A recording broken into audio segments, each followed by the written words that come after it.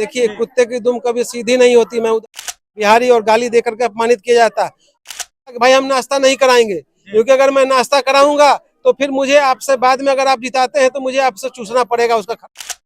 मुर्गा भात पैसा मिले तो मिले, उसको रख लीजिएगा लेकिन भूलिएगा नहीं।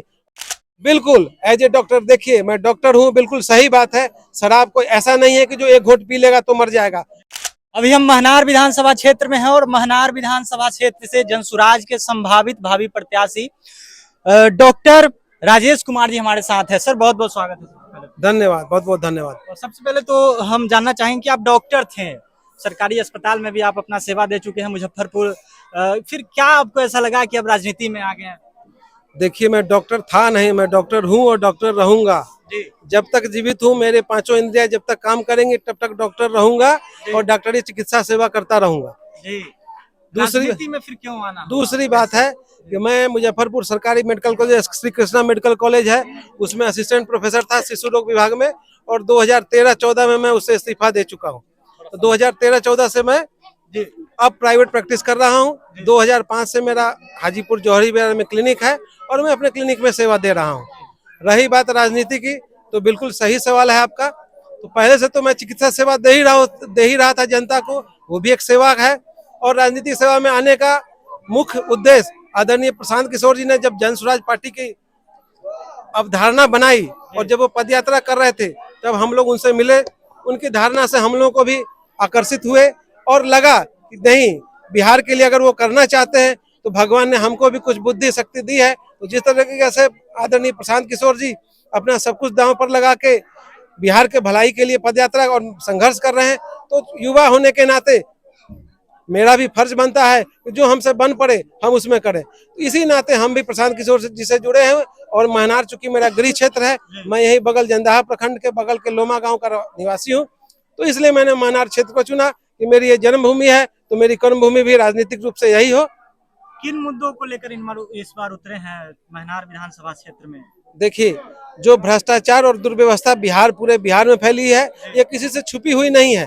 आप जानते हैं कि बिहार के बाहर बिहार के रहने वाले को कितनी हेय दृष्टि से देखा जाता है, बिहारी और गाली देकर के अपमानित किया जाता है।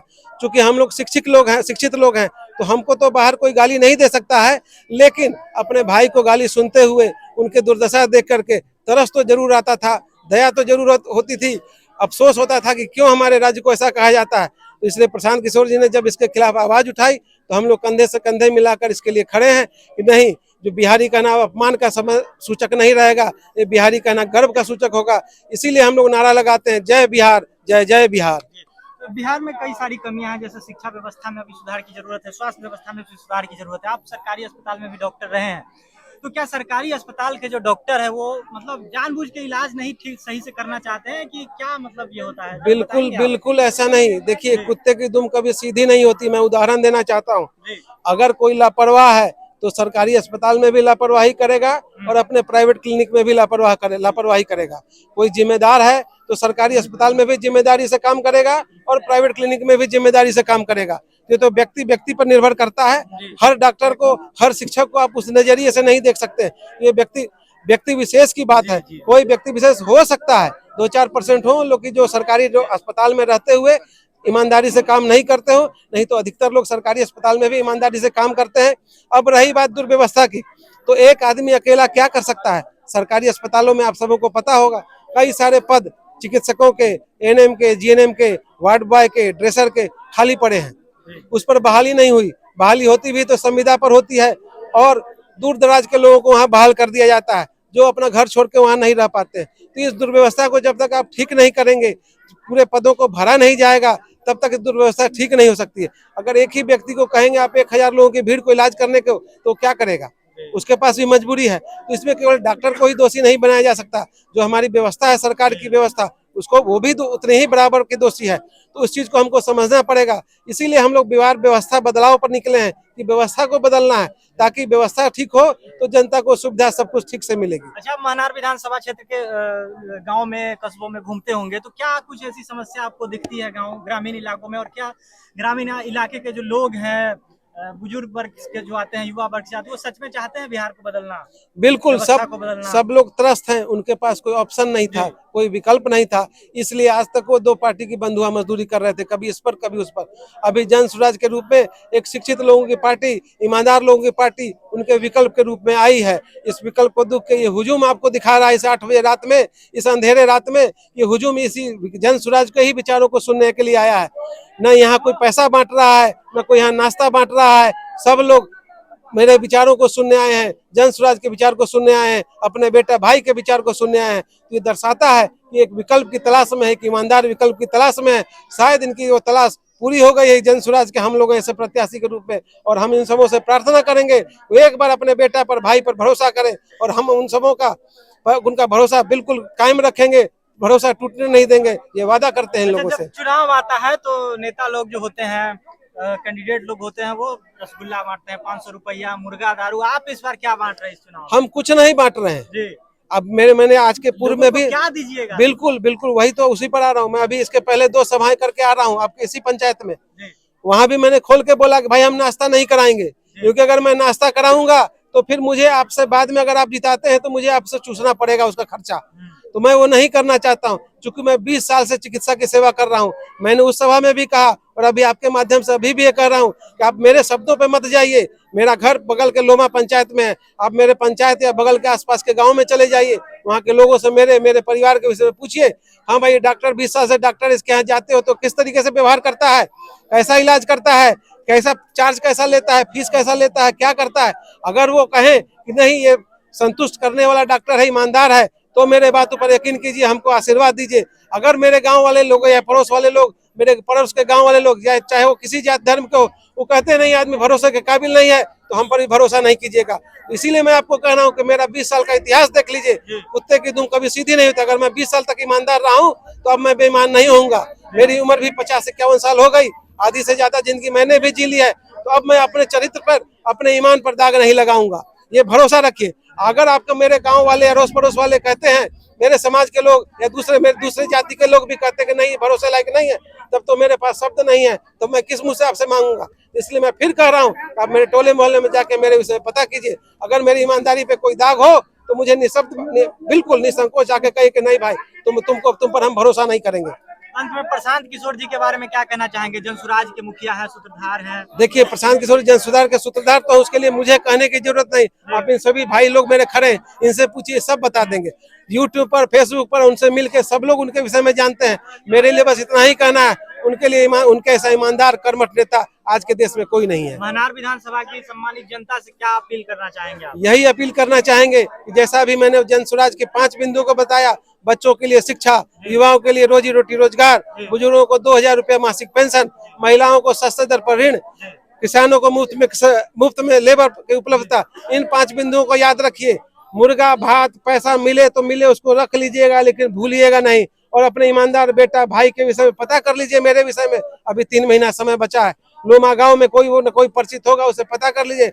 अगर मेरे चरित्र आपको लगे कि नहीं इस पर भरोसा किया जा सकता, तो मैं हाथ जोड़ के आप सबों से विनती करता हूं कि भारी से भारी मतों से स्कूल बस्ते का बटन दबाइए और मुझे जन स्वराज के पार्टी के उम्मीदवार के रूप में भारी मतों से विजयी बनाकर विधानसभा पहुंचाइए, ताकि मैं आपकी आवाज को विधानसभा में रखूं और आपकी सभी समस्याओं का निराकरण समय से हो सके। तो जब प्रशांत किशोर जी कहते हैं कि जन स्वराज की सरकार बनने के 1 घंटे के बाद शराब चालू कर देंगे, आप इसका समर्थन करते हैं एज ए डॉक्टर? बिल्कुल, एज ए डॉक्टर। देखिए, मैं डॉक्टर हूँ, बिल्कुल सही बात है। शराब कोई ऐसा नहीं है कि जो 1 घूंट पी लेगा तो मर जाएगा, बिल्कुल। लेकिन शराब पी करके रोड पर हल्ला हंगामा करना, महिलाओं से बदतमीजी करना, अपराध करना, वो कानूनन जुर्म है।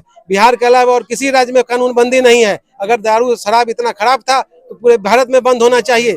तो इससे साबित होता है कि शराब खराब नहीं है। दूसरी बात है, प्रशांत जी का ये जो कहना है कि शराबबंदी हम खत्म करेंगे, उसके कारण को समझिए। उस शराब, क्या वाकई बिहार में शराबबंदी है? नहीं, घर घर सप्लाई हो रही है, किसी से ये बात छुपी हुई नहीं है। आप 100 रुपए का सामान 500 रुपए में पी रहे हैं। अगर सरकार से, सरकारी ठेके से अगर दारू मिलती तो सरकार के खजाने में पैसा जाता, और वो पैसा हमारे लिए स्कूल, अस्पताल, रोड, हमारे संसाधन को बढ़ाने में यूज होता। और अभी वो पैसा तो पब्लिक का, पीने वाला तो पी ही रहा है घर पर लेकर के, उसको पैसा भी ज्यादा लग रहा है। वो पैसा भ्रष्ट नेताओं और भ्रष्ट अधिकारियों के पॉकेट में जा रहा है। तो देखिए क्या कुचक्र है कि सरकार का खजाना में जो पैसा जाता वो आपको शराबबंदी के बहाने से वो नेताओं के पार्टी फंड में जा रहा है, नेताओं के जेब में और अधिकारियों के जेब में जा रहा है। जनता के लिए पैसा में यूज नहीं हो रहा। तो उसी टैक्स के पैसे को सोच करके प्रशांत किशोर जी भी कह रहे हैं कि हम शराबबंदी को खत्म करेंगे और उसमें ये कानून हम लोग बनाएंगे कि भाई शराब पी करके कोई बदतमीजी नहीं करे, शोर शराबा नहीं करे। जैसे गुजरात में है लिमिट का, उस तरीके से लिमिट से आपको शराब मिले, आप घर में पी करके सो जाइए, कोई अपराध नहीं उसमें। हाँ, आप घर के बाहर कहीं कुछ करेंगे, अपराध कानून को अपने हाथ में लेंगे तो जरूर कानून आपके खिलाफ काम करेगी। चलिए, आपके मेहनत और संघर्ष को सलाम, अब जीत की अग्रिम शुभकामनाएं। बहुत बहुत धन्यवाद मेरे भाई। क्या कहना चाहेंगे भाई साहब? डॉक्टर साहब इस बार चुनाव लड़ रहे हैं। डॉक्टर साहब जो चुनाव लड़ रहे हैं जी और इस पार्टी को जनसुराज पार्टी को चुने जी। हैं। जनसुराज पार्टी का मतलब है जनता का राज।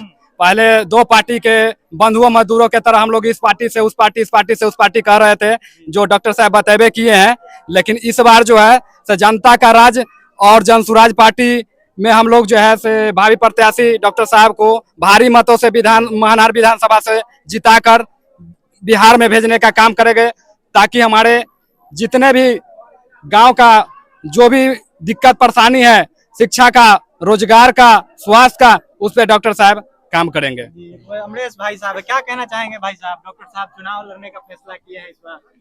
डॉक्टर साहब चुनाव लड़ने का फैसला किए हैं तो हम तो चाहेंगे कि पार्टी की तरफ से इनको महानार से विधानसभा का चुनाव लड़ाएगी तो जीतने का जो प्रतिशत है वो काफ़ी बढ़ जाएगी, क्योंकि ये हमारे बगल के गांव लोमा के वासी हैं और इनको मैं व्यक्तिगत दौर से बहुत पहले से जानता एवं समझता हूं। ये बताने की चीज़ नहीं है, तो शुरू से ही इनका पूरा परिवार ईमानदारी की मतलब बात ही नहीं कर सकते हैं। मतलब इतने इनके अंदर ईमानदारी भरी हुई है, मैं क्या बताऊं आपको। मतलब ये गांव ग्राम में रहने वाले, जमीन से जुड़े व्यक्ति हैं कि पटना में फ्लाइट से घूमने वाले इंसान? ये तो हम बताएंगे तो आप विश्वास कीजिएगा नहीं कीजिएगा। आप जितने जनता यहाँ है, आप सब लोगों से पूछ सकते हैं कि डॉक्टर साहब कहाँ रहते हैं, कब फोन उठाते हैं, नहीं उठाते हैं। ये सब बताने की चीज नहीं है। आप जब इनको खोजिएगा किसी भी काम के लिए, तब ये तत्पर रहते हैं। और डॉक्टर तो है ही है, डॉक्टर तो भगवान का दूसरा रूप है। ऐसे भी ये सेवा कर रहे हैं लगभग 20 से 25 सालों से, और आने वाले समय में अगर इनको मौका मिलेगा, पार्टी देगी मौका, तो जनता बिल्कुल मौका देगी। मैं तो चाहूँगा व्यक्तिगत तौर पे, और हमारे जितने भी ग्रामवासी हैं सभी की तरफ से मैं इनको आश्वस्त करना चाहता हूँ कि एक एक वोट इनको दे करके बिहार विधानसभा में भेजने का काम करें। यहाँ कुछ जनता भी है। क्या डॉक्टर साहब को टिकट मिलना चाहिए? यस, मिलना चाहिए ना, मिलना चाहिए। भरोसा है डॉक्टर साहब? बिल्कुल भरोसा है। इतना दिन से सेवा करते हैं, इस बार भी अगर मौका मिला तो सेवा करेंगे? बहुत अच्छी तरह से सेवा करेंगे। और भी लोग हैं। क्या डॉक्टर साहब को टिकट मिलना चाहिए? जी बिल्कुल मिलना चाहिए जी। तो जनसुराज पार्टी को इस बार चाहते हैं कि सरकार बने? बिल्कुल बिल्कुल चले, सरकार तो बदलना भरोसा है, बिल्कुल भरोसा है। जय बिहार, जय बिहार, जय बिहार, जय बिहार, जय बिहार, जय बिहार, जय बिहार, जय बिहार, जय जनसुराज, जय जनसुराज, जय जनसुराज, जय जनसुराज। बहुत बहुत धन्यवाद आप सबों का।